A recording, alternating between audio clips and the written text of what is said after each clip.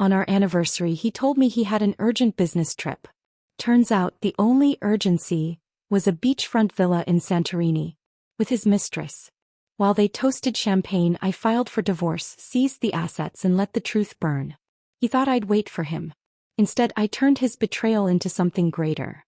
In the 8th year of our marriage, the truth arrived not through a scandalous whisper or a late-night confession, but through a social media post. It was 8:12 in the morning when I saw it. The soft chiming of my phone drew me out of the haze between sleep and consciousness. I didn't even reach for it at first. Morning texts were rarely important. Daniel never texted good morning anymore, and the rest of my notifications were usually newsletters, missed calls from charities, or messages from group chats I muted long ago. But something made me check. Maybe it was instinct. Maybe it was fate being a little theatrical. It was a photo. Posted just 20 minutes ago by Sophia, Daniel's childhood friend, the one who never quite left the picture even after we were married. She had always floated just on the periphery of our lives. Always there at the holiday parties, always texting him memories from their youth, always somehow still in his orbit. But now she wasn't on the periphery. She was center frame. In the photo, Daniel had one arm slung around her waist. They stood on a balcony somewhere on the Amalfi Coast, the ocean behind them like a painted dream. He wasn't even trying to hide. His hand rested just above the dip of her hip, the place only lovers touch. And the caption? Forever in love, blue heart. I stared at it for a long time, the silence in the room so thick it felt like a vacuum. The morning sun filtered lazily through the blinds, and the coffee machine whirred to life downstairs on its scheduled timer. The world outside kept spinning. But inside me everything paused. There was no outburst. No gasp. No shattered glass. Instead, I reached for my phone, hovered over the heart icon, and tapped like. Then I opened my camera roll and scrolled, slowly, methodically, through years of forgotten memories, party dresses, and documents, until I found it. A high-resolution photo of our marriage certificate. I posted it to my story without a caption. No context. No anger. No tears. Let them figure it out. Let them wonder. It took 11 minutes for the first text to arrive. From a distant acquaintance in Monaco. Wait, is this for real? Then a string of emojis from an old college friend. Then silence. And then my phone rang. Caller ID, Daniel Kingsley. I let it buzz twice before I answered. Elena, he barked. What the hell did you just do? I held the phone slightly away from my ear, his voice so loud it cut through the air like a slap. I'm looking at the internet right now, he snapped. Everyone is blowing up my phone. Sophia's being torn apart in the comments. Do you understand what you've done? I leaned against the edge of the bed, letting the coolness of the marble floor seep into my feet. You mean what you did? I said evenly. That post wasn't meant to be seen by everyone, he hissed. But it was, I replied softly. And I simply liked it. The line went quiet. Just static breathing tension. Then, Elena, if you're trying to punish me. I cut him off. You took a woman who wasn't your wife on a romantic getaway and let her post about it with your arm wrapped around her. And now you're angry because I acknowledged it. He exhaled sharply, but I didn't give him time to speak. I'm not interested in apologies or explanations, Daniel, I said. You've been slipping for months. Now you've fallen. His voice dropped lower, cold and deliberate. Do you know what you've just started? Yes, I said. Then I hung up. Downstairs the house was still. The Kingsley estate always felt sterile in the morning, like a showroom more than a home. Everything polished. Everything curated. Everything designed to impress someone other than me. I opened the walk-in closet. 8 years of marriage, and yet everything I truly owned, things that weren't gifted, borrowed, or strategically placed, could be packed into 2 suitcases. The rest? Just decoration. I chose my luggage carefully. Not the monogrammed ones Daniel had bought for a trip we never took. Just 2 sturdy pieces in matte black. Quiet, reliable mine. I packed slowly. I had no reason to rush. No dramatic escape to stage. No yelling, no confrontation. Just closure. I passed by the hallway where our wedding photo used to hang. It was gone. Daniel had it removed last year during the house renovation, claiming it didn't match the new aesthetic. Neither did I, apparently. The last thing I took was my phone charger. Old habits. Even in betrayal, you remember the small things. As I reached the front door, my phone buzzed again. I debated ignoring it, but I didn't. I answered. Elena, Daniel said, quieter this time. Let's talk about this. Not over the phone. I didn't speak. We can fix this, he continued. Sophia she's just in a complicated place emotionally. She needed someone. I couldn't just abandon her. The audacity. You already did abandon someone, I replied. Elena, I raised my voice just slightly. It's our wedding anniversary, Daniel. He paused. The silence between us stretched and stretched until it nearly snapped. You didn't even remember, did you? He exhaled long and heavy. This isn't what it looks like. No, I agreed. It's worse. I left the Kingsley villa at 10:04 a.m., dragging my suitcases behind me like the final notes of a forgotten melody. I didn't look back. The staff watched me with quiet eyes, no one daring to ask questions. I didn't need a dramatic send-off. I didn't need a declaration. I had already made mine with a single post. When I reached the gates, I paused and looked up at the stone lions carved into the entrance pillars. For 8 years I had stood behind those lions. Now I walked past them. I reached for my phone again and did what I should have done long ago. I turned off notifications, switched my account to private, and powered the phone down completely. Because for once I didn't need to see the fallout. Let the Kingsleys and the Lawrence spin their stories. I had nothing left to explain. And for the first time in a very, very long time, I didn't feel like the one who was lost. I felt free. My phone rang again before I reached the city limits. The Kingsley estate was nothing but a silhouette in my rearview mirror, just columns and cold marble shrinking in the distance.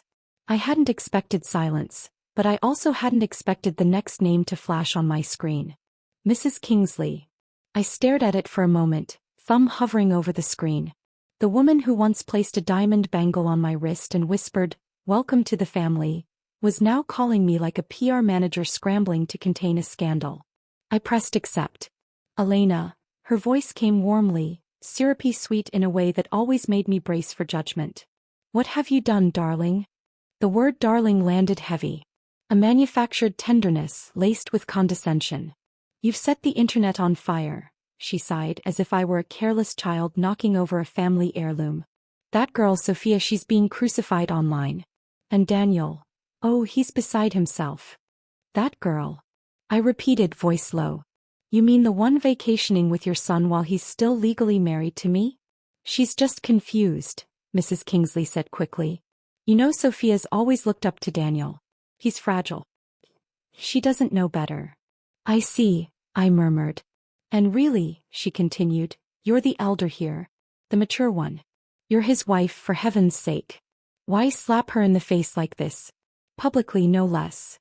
Slap her. I laughed, a quiet, stunned breath. I liked her post and shared a document. Elena, stop being petty, she said in a tone that barely masked her growing irritation.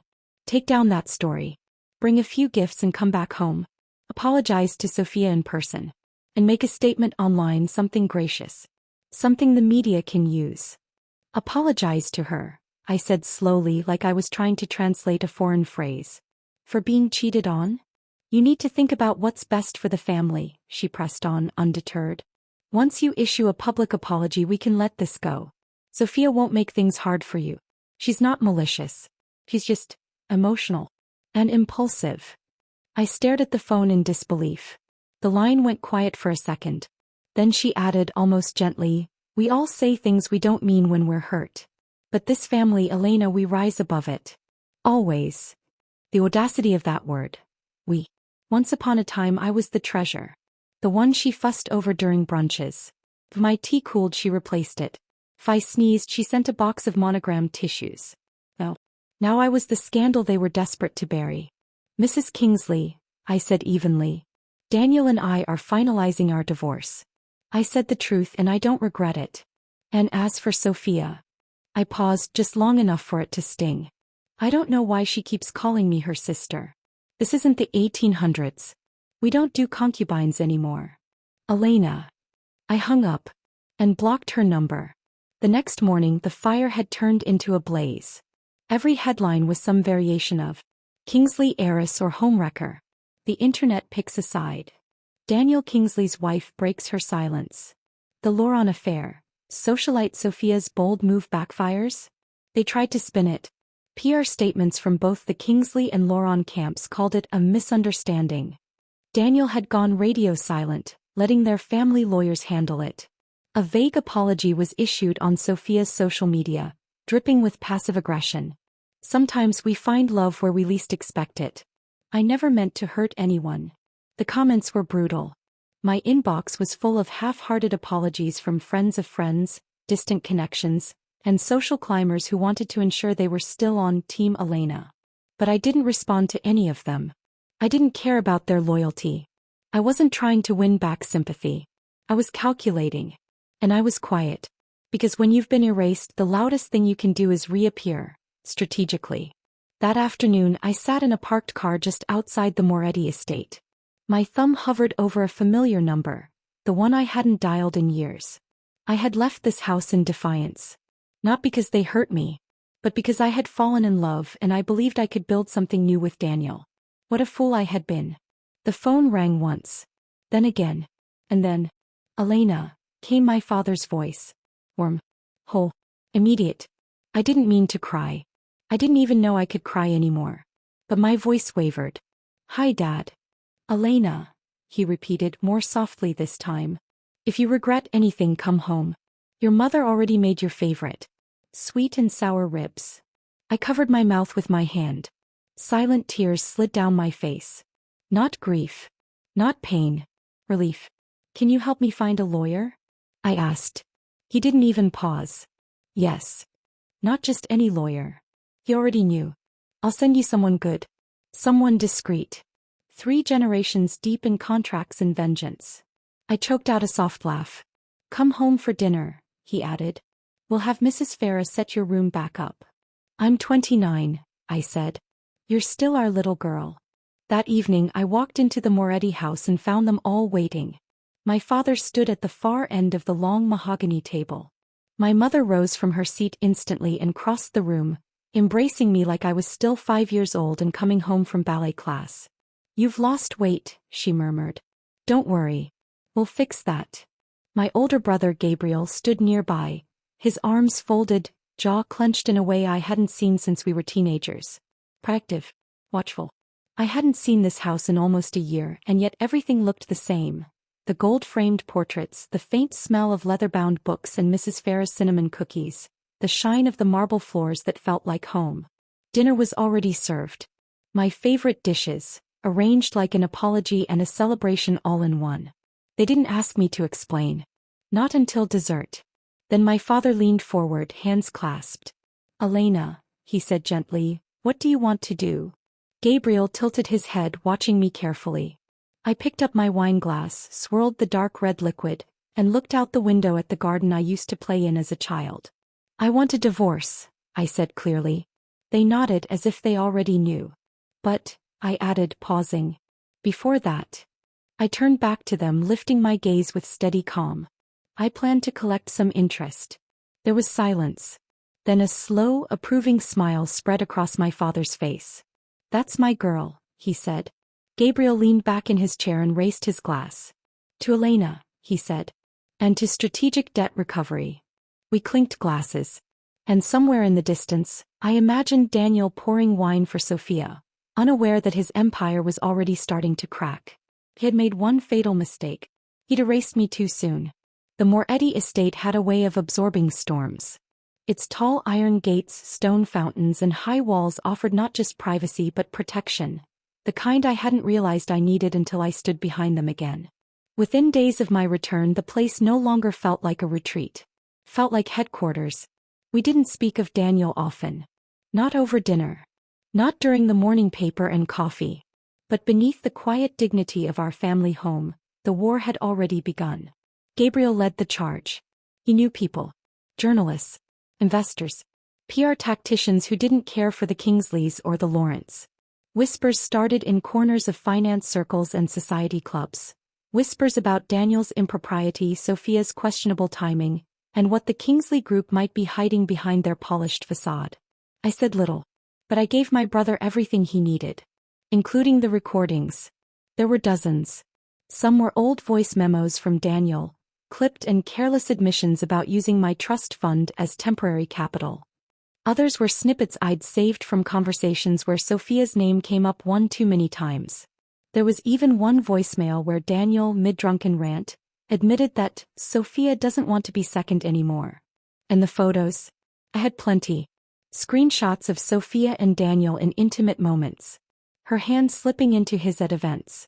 A birthday dinner I was told was just for business associates, where her lipstick marked his wine glass.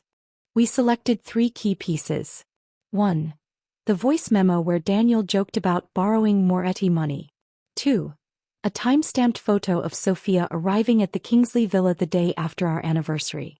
3. A screenshot of their hotel booking in Positano, under Mr. and Mrs. Kingsley. Then I posted them all. Not with a dramatic caption. Just facts. Quiet, undeniable evidence. And I let the internet do the rest. By the next morning it was chaos. The comments split in 2. Team Elena flooded the hashtags with sympathy, screenshots, and well-articulated rage. She stayed silent for 8 years and this is how they repay her? Why does the mistress get protection and the wife gets scorned? She gave her name, her money, her time. And they called her bitter. Meanwhile, Team Sophia spun their own narrative. Childhood friends turn lovers. How romantic. Maybe Elena wasn't what he needed. He looked happier with Sophia anyway. I didn't argue. I didn't reply to a single comment. Instead, I met with our family's legal counsel and presented the full ledger of my financial support to the Kingsley Group.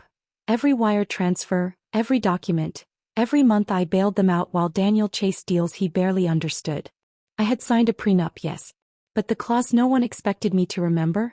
It allowed adjustments in case of significant spousal contribution to company assets or debt repayment. And my contributions? Documented. Verified. When my lawyer sent the formal divorce notice to the Kingsleys, it came with a demand. 70% of the marital estate. Not just the villa.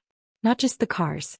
But stocks, shares, and equity in companies I'd helped rescue with my own resources. Within hours, the Kingsley PR machine retaliated.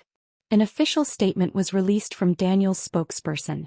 While we respect Mrs. Moretti Kingsley's emotional response to recent developments, we caution against exaggerated claims and public defamation. Mr. Kingsley has always maintained full financial independence throughout the marriage. They wanted me to look desperate. Hysterical. A woman scorned and seeking revenge. They didn't understand. This wasn't revenge. This was reclamation. 3 days later another blow landed. Not from me. From the people they thought were loyal. A photo emerged on a private society group chat.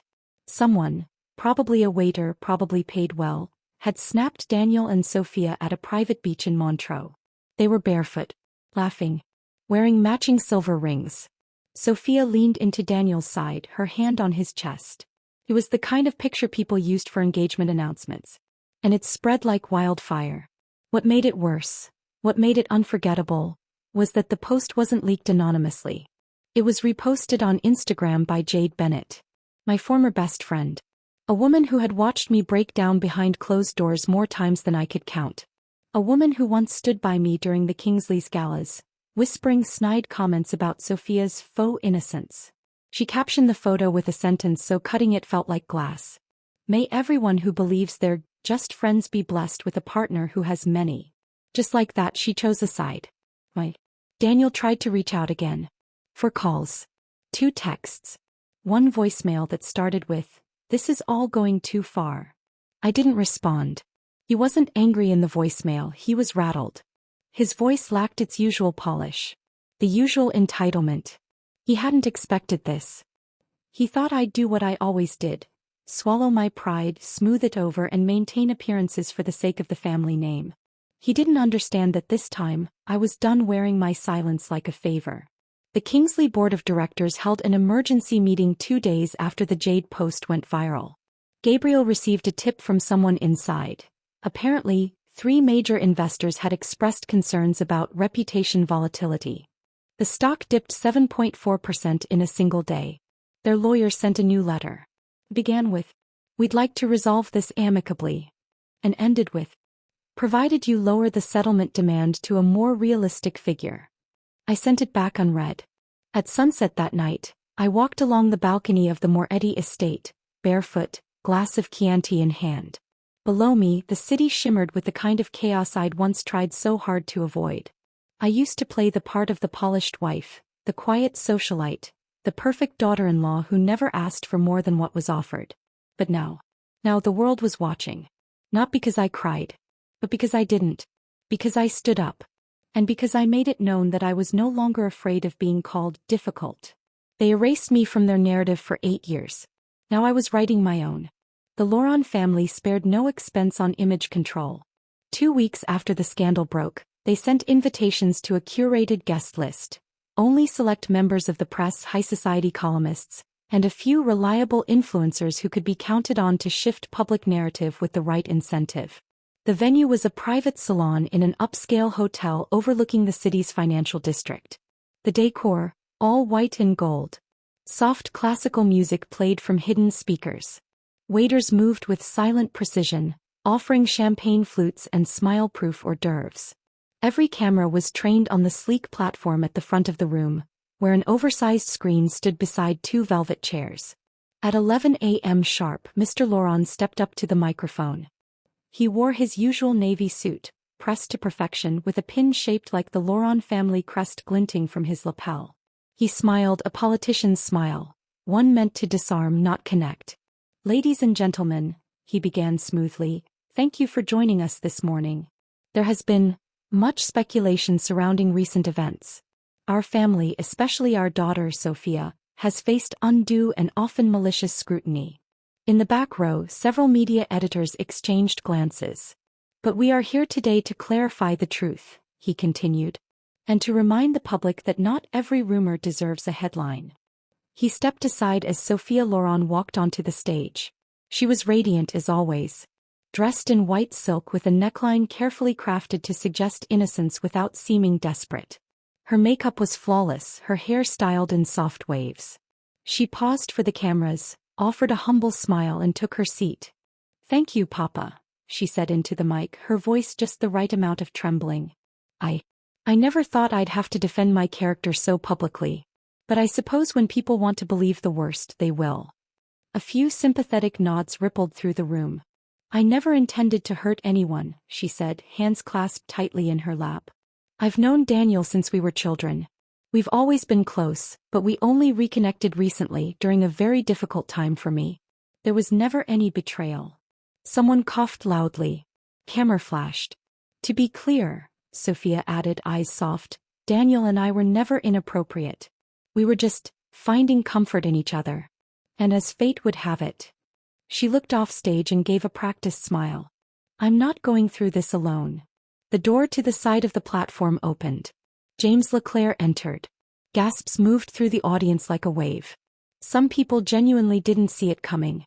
James was an aristocrat's son from one of the minor banking dynasties, someone known more for his good breeding than for his business acumen. He was handsome in that forgettable way. Tan, tidy, predictable. He took Sophia's hand, smiled at the cameras and leaned into the microphone. "I'm James," he said, voice smooth and clear. "Sophia's fiancé." Shutters clicked. People murmured. Headlines were being written in real time. One reporter raised a hand. "Fiancé? When did this happen?" James smiled. "Privately a few weeks ago. We hadn't planned to announce it so soon, but recent events have made it necessary." He turned to Sophia, beaming with scripted affection. "We wanted to clear up the rumors once and for all." Mr. Loron exhaled, visibly satisfied. Sophia squeezed James's hand and spoke again. "Daniel and I are just friends. Always have been. These stories, they're distortions." Another camera flashed. And then, with almost ceremonial precision, James stepped away from her. The smile faded from his face. He walked to the center of the stage and let out a low laugh. "I'm sorry," he said, voice now steady in an entirely different way. "But I can't keep doing this." A hush fell over the room. Sophia blinked. "James?" James looked at the audience, his expression unreadable. "She lied," he said simply. The room erupted. Reporters bolted from their chairs. Others gasped audibly. The event manager at the side of the stage dropped her clipboard. "What are you doing?" Sophia hissed, stepping toward him. "Stop it." James didn't flinch. He raised his hand and the oversized screen behind him flickered to life. Photos, videos, audio clips. One by one, damning evidence played for all to see. Sophia entering the Kingsley villa, at night while I was out of town. Her arm looped around Daniel's in Paris, on a trip she told James she was taking alone to heal. Audio of her laughing with someone saying, "Elena's so passive she probably thinks we're cousins." Sophia stood frozen, eyes wide. "No," she whispered. "You wouldn't." James faced the audience, calm and composed. "She told me we'd announce our engagement later, after she settled some unfinished business. That's what she called it. Unfinished business." He turned to look at her. What she meant was, she wanted to secure a marriage with Daniel Kingsley, a man she claimed had always belonged to her. Sophia's face went from shock to horror. "Stop it. You're ruining me." James ignored her. "She said she needed me for cover. That no one would believe she was innocent without a harmless fiancé. She asked me to smile, to stand by her and to shut up." The audience was silent. He stepped away from the podium, walked straight to the cameras and said clearly, "I refuse to marry a woman who lies. To the press. To the people around her. And most importantly," he looked back at her, "to me." Security began to stir. Mr. Laurent shot out of his seat. "Get him off the stage," he barked. But no one moved. Because just then the footage paused and the screen cut to one final slide. Anonymous source. Provided in cooperation with the Moretti legal team. And beneath it, my initials. Mr. Laurent's face turned ashen. He stared at the screen, then at his daughter, then at James, who walked calmly off stage, no longer interested in cameras or applause. It was done. Sophia stood alone now, blinking into the void of shattered image. No one clapped. No one comforted her. Back at the Moretti estate, I watched it all unfold on a private livestream with my father and brother beside me. Gabriel shook his head, sipping espresso. "That was brutal." Father folded his hands. "It was necessary." They looked to me. I said nothing. I just leaned back in the chair, wrapped in the silence that follows a clean strike. This wasn't vengeance for vengeance's sake. It was a warning. To Sophia. To Daniel. To everyone who thought I'd fade quietly into shame. I was never the story they could erase. There was no storm the day the court ruling came down. No thunderclouds. No divine symbolism. Just a sharp winter sun cutting through the tall glass windows of the capital city Superior Court as I sat behind a polished oak table and listened to the judge confirm, quietly, formally and irreversibly, that Daniel Kingsley would walk away with far less than he thought. Based on documented financial contributions and prenup clause 14C, the judge said, glancing down at the final page, Mrs. Elena Moretti is awarded 70% of all jointly held estate assets. The ruling is final. The courtroom didn't erupt. It deflated. On Daniel's side, I heard a sharp exhale. His lawyer immediately leaned in to whisper damage control. A junior associate blinked as if she hadn't prepared for the word final. Daniel didn't move at first. He just sat there, jaw locked, lips slightly parted. Not shocked. Just caught. And I didn't celebrate. I didn't flinch. I just breathed, for the first time in 8 years, without guilt tightening around my ribs. The gavel came down. The marriage came undone. And the empire? That was already falling. Outside the courthouse, the air was crisp, the kind that demanded silence. But silence, unfortunately, wasn't something the press respected. A wave of photographers and reporters surged the moment I stepped through the doors. Microphones were thrust forward, lights flashing like firecrackers. "Elena, what are your thoughts after the ruling? Do you feel vindicated? Did you plan this revenge all along? Any comment on Daniel's claims?" I kept walking. Behind me, Daniel emerged seconds later, flanked by security. He caught up just as I reached the base of the marble steps, grabbing my arm lightly. "Elena," he said lowly. "We need to talk." I turned my head slightly, looking at him over my shoulder. Detached. He forced a crooked smile for the cameras. "This doesn't have to end like this. Didn't you say I gave you that money willingly?" I said, voice just loud enough for the press to catch. His smile twitched. "You set this up," he hissed through clenched teeth. "You wanted to humiliate me.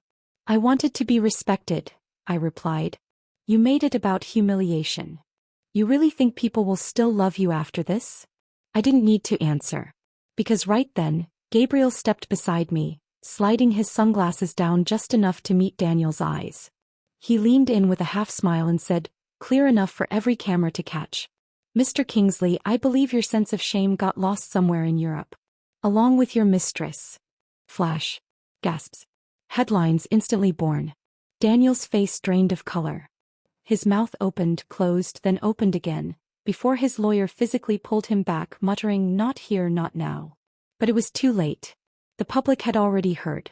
By that evening the internet had done its job. Elena Moretti wins 70% of Kingsley estate. Gabriel Moretti delivers knockout line outside court. Daniel Kingsley, cheater, liar, now broke? In the comments, merciless. This man cheated, lied, and built his fortune with her money. And now he's shocked she took it back. He really thought being tall and confident would keep her forever, huh? Imagine standing in Armani, funded by your ex-wife, calling her vindictive. Kingsley Group? More like Kingsley's allowance. For a man who thrived on perception, Daniel Kingsley had become a punchline. And I hadn't said a single word. But he wasn't done. Because men like Daniel don't know how to disappear quietly. They confuse silence for invitation. So he started calling. From unknown numbers. Then blocked numbers. Then numbers traced back to PR assistants and former interns I hadn't spoken to in years. Elena, let's be civil. Can we talk? Just once. You've made your point. Come home. I blocked each one. Then the gifts started arriving. A rare bottle of wine we once shared in Tuscany. A first edition book I once told him I loved. A diamond bracelet I never wanted. I didn't even open the packages. Lorenzo returned them all. Until Daniel showed up. It was dusk when Lorenzo knocked on my study door. Signorina, he said, eyes slightly narrowed. He's outside the gate. I didn't need to ask who. Let him wait, I said, barely glancing up from the documents I was reviewing. The next day he was there again. And the next. Sunglasses. Engine running. Just watching. Like I was some old habit he couldn't break. On the 5th day I asked Lorenzo if he had said anything. He offered the guards 5,000 euros to let him in. I smiled faintly. Did they take it? Lorenzo shook his head. They recorded it. Shall I have him removed? No, I said, rising from my desk. Put up the sign. By that afternoon the front gates of the Moretti estate bore a new plaque. Simple. Elegant. In gold lettering against a black marble base. No Daniel. No dogs. No fury. No drama. Just policy. A few hours later someone driving past took a photo. It hit the internet before sunset. And by morning, it had gone viral. The quietest mic drop in Italian real estate. She took 70% and still won't let him park. Elena Moretti, patron saint of boundaries. Even meme pages ran with it. Side by side. Top panel. Daniel sitting in his car with sad music. Bottom panel. The sign. Caption. When the gate has better boundaries than your ego. I said nothing. The plaque stayed up. And Daniel never returned. Peace, when it finally came, didn't roar like the victories. It whispered. It waited patiently on the edge of everything loud, until the world grew quiet enough for me to hear it. I stopped checking articles. I stopped responding to half-hearted messages from friends who had once picked sides. I stopped explaining anything. I spent mornings walking the garden barefoot. Afternoons in the music room, letting my fingers dance across the grand piano. Evenings reading, no longer to escape but to enjoy. I slept 8 hours without nightmares. I drank coffee without reading headlines. And I laughed, genuinely, for the first time in a very long time. Not because Daniel was ruined. Not because I had won. But because I had survived. And he hadn't broken me. There's a saying in Milanese high society. Fall with grace or fall in silence. But whatever you do, don't fall screaming. Apparently no one gave Sophia Loren the memo. It started with a headline. Not about me. About her. Loren Cosmetics under fire after Mistress scandal. CEO accused of home-wrecking billionaire marriage. Sophia Loren loses 3 brand deals after Kingsley divorce verdict. In 1 week, her name became poison in every investor group chat, editorial inbox, and charity mailing list. Her carefully curated image, soft, serene, luxurious, shattered like the champagne glass she reportedly threw in her PR manager's face. She had always believed she could be the exception. The other woman who wins. The second choice who becomes the final one. But society is selective with its sympathy, and cruel with its memory. Especially when the affair partner isn't charming, innocent, or quiet. Sophia was none of those things. And as the footage of Daniel's public unraveling spread, so did Sophia's downfall. Side-by-side montages of them kissing in Capri played against screenshots of court documents showing my financial records saving Kingsley Group, twice. I hadn't even spoken to the press. And yet the world had already picked a side. The morning of the confrontation began like any other. A light breakfast. My usual jasmine tea. Gabriel reading through foundation proposals beside me. Then Lorenzo appeared in the archway of the sunroom, clearing his throat gently. "Signorina," he said with that perfect blend of discretion and alarm. "There's an incident at the north entrance." I raised an eyebrow. "Daniel again?" "No," he replied. "Sophia Loren. She's causing a scene." Gabriel looked up from his papers. "Let me guess," he muttered. "Crying in vintage silk, screaming about closure?" "Actually," Lorenzo said, "she's already slapped a security guard." I walked out calmly. White linen slacks. Blush silk blouse. Barefoot. Hair loose. Not because I wanted to look ethereal, but because I wasn't performing. Sophia, on the other hand, was a theater of chaos. She stood in heels too high for the gravel, mascara streaking, red lipstick smudged from frantic gestures. Her handbag lay open on the ground, contents spilled like an accusation. "You don't get to walk away like this," she shrieked as soon as she saw me. "You don't get to pretend you're above it." Security moved forward, but I held out a hand. "Let her speak. Let everyone hear." "Do you think you're better than me?" she spat, voice raw. "You think money and court rulings make you noble?" "I think self-control does," I replied. That set her off. Sophia lunged, not at me but toward the gates, pointing as if they were the problem. "This is all fake," she screamed. "You don't even love him. You never did. You used him for power." A flash of cameras. Someone had pulled out a phone. Sophia didn't notice. He kept screaming. She manipulated everything. The prenup, the board, the court, she planned this. I didn't respond. He needed me to. That's how people like Sophia survive. By dragging you down into the mud so it doesn't feel so lonely. But I wasn't sinking. I was already clean. When Sophia raised her hand, whether to gesture or strike I'll never know, Gabriel stepped between us. Fast. Deliberate. His voice was cold. "Touch my sister," he said, "and I'll personally make sure your shareholders find out about your offshore accounts." Her face froze. 2 security officers stepped forward. She didn't fight. Not because she was done, but because she finally realized there were cameras now. And the footage wouldn't lie. By evening, the video had hit every major outlet. Sophia Loren melts down at Moretti estate. Gabriel Moretti intervenes as Mistress breaks down. "You don't get to walk away." Public begs Elena to stay silent and classy. Hashtags trended for 48 hours. Hashtag no Daniel no dogs. Hashtag stay graceful Elena. Hashtag Sophia second. Loren Cosmetics lost a licensing deal with a major French distributor. A planned TV interview with Sophia was cancelled mid-taping. And Daniel tried to fight back. 3 days later he released a statement through a third-rate podcast, framing himself as the misunderstood husband. I was emotionally abandoned. Elena was cold.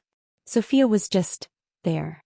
He claimed I had orchestrated the court ruling through powerful family connections. He insisted he was being punished for falling in love. He ended it with, "I still respect Elena.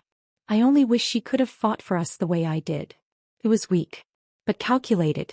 The kind of attempt that counted on public fatigue to soften the facts. Too bad the internet had receipts.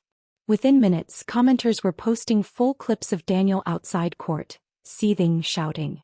Screenshots of legal documents proving his financial dependence. Anonymous leaks from inside Kingsley Group, now free from NDAs, exposing how I'd paid off their debt portfolio during COVID. One clip in particular went viral. Daniel shouting, "This doesn't have to end like this." Followed by Gabriel's now iconic line, "I believe your shame got lost somewhere in Europe." It became a TikTok sound. Daniel's image, once aspirational, suave, elite, was now comical. Pathetic. Unforgivable. Sophia disappeared from social events. Daniel stopped being invited. Charity boards quietly removed his name. Luxury magazines replaced his features with mine. Not because I demanded it, but because they finally remembered who made the empire shine in the first place. And I didn't say a word.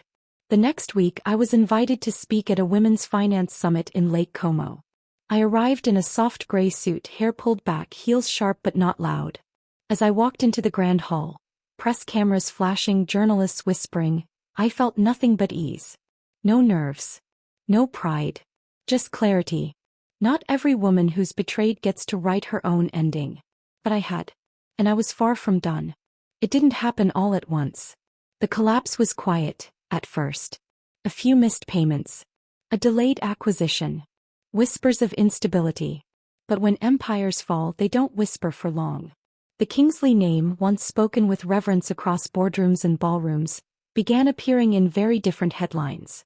Former golden boy of finance faces liquidity crisis.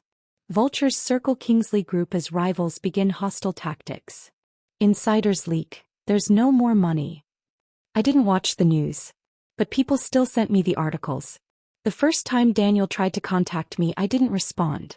The second time he showed up at the Moretti Foundation's charity dinner. Uninvited, unannounced, and visibly fraying.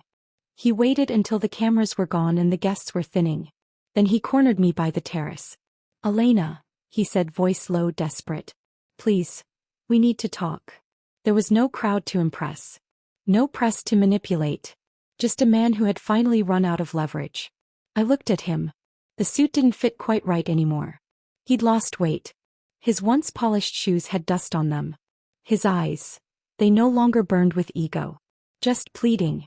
He took a step forward. "I made mistakes. But I still," he choked. "I still love you." Love. That word used to hurt. Now it just felt flat. I tilted my head. "You loved the version of me who stayed quiet. She doesn't live here anymore. Elena, please." He reached for my wrist and Gabriel, ever near, appeared in the corner of my eye. I didn't need him this time. I took a step back, looked Daniel in the eye and said, "I forgave you the day I stopped caring." And I walked away. The following week the wolves descended. Rival families who had once feared Daniel's market pull, smelled blood. They launched hostile bids for Kingsley subsidiaries. One by one the empire began to unravel. Old allies turned opportunists.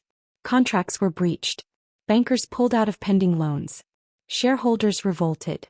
And still Daniel tried to save it. He went to Sophia Loren, the only remaining ally with deep enough pockets to stall the fall. She refused. Not publicly. Worse. She laughed. An insider report said she told him, "You ruined me. You think I'll burn what's left of my fortune trying to fix you?" He slammed his hand against her glass desk, shouted something about loyalty. She called security. 3 days later, Kingsley Group filed for voluntary bankruptcy. The once untouchable Daniel Kingsley stood before the press, gray-faced, alone, issuing a statement riddled with denial and blame. I didn't read the whole thing. But I caught one line. "This is not the end. Kingsley's rebuild." It was almost sad. Except it wasn't. 2 weeks after the collapse, I stepped into the Moretti Industries boardroom for the first time in over a year. They had always kept a seat open. Not out of pity, out of fear. They knew I'd return. And when I did, it would not be quietly. The vote was unanimous. Even the older directors who once hesitated whispered their agreement now. There was no more Daniel to antagonize. No more scandal to protect. There was only Elena. And I didn't just reclaim my seat. I rewrote the agenda. I wasn't the woman who walked out last year, broken and betrayed, eyes blurred with grief. I was fire distilled into steel. Sharper. Quieter. Unforgiving in principle. Composed in power. One evening, I received a message from a junior staffer in the communications wing. It was a link. A university had posted a case study of collapse, Kingsley Group, on its finance program portal. The title?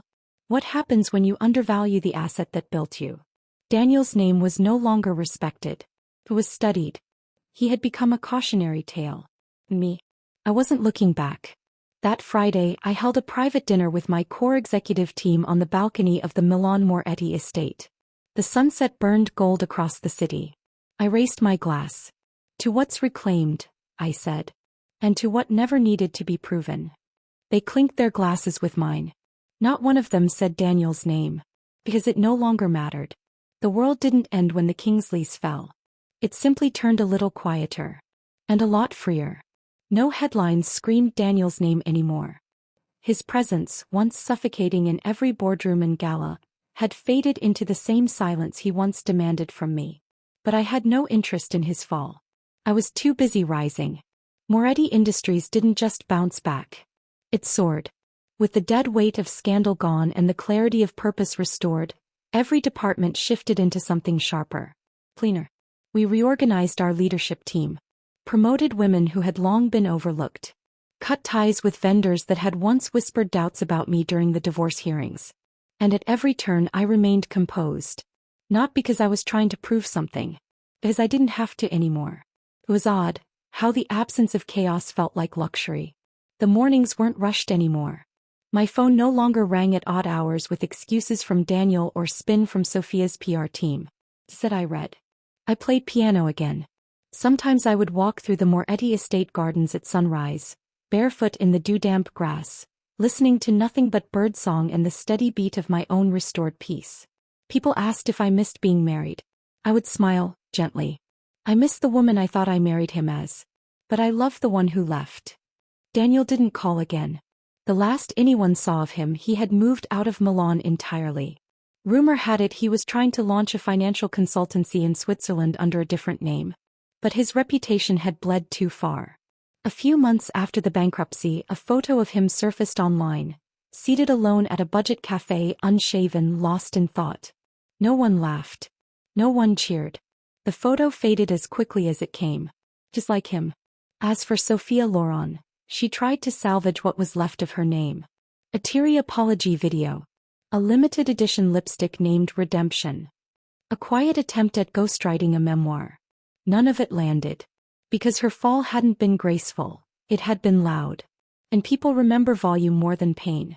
She had mistaken visibility for invincibility. And now she was neither. One afternoon, while clearing out old boxes from my home office, I found an unopened envelope, dated a year before the divorce. Inside was a list. A checklist I had written in my neat, hopeful handwriting. Things to work on. 1. Be more understanding. 2. Try couples therapy. 3. Surprise Daniel with something small next week. 4. Stop overthinking. 5. Be enough. I stared at it for a long while. That last line. I almost laughed. Almost. Instead, I folded the paper, walked outside, and dropped it into the fireplace. As I was always enough. He just wasn't worthy of it. Gabriel once asked me if I ever regretted not going for revenge. Just one well-placed scandal, he teased. I could have arranged it in 24 hours. I smiled. No need, I said. The truth is always loud enough. You just have to wait until everyone's ears adjust. He didn't press further. Because he knew. I was in a meeting with the Foundation's new project leads, discussing a sustainable school program in Eastern Europe, when one of the interns knocked and handed me a letter. I opened it between agenda points.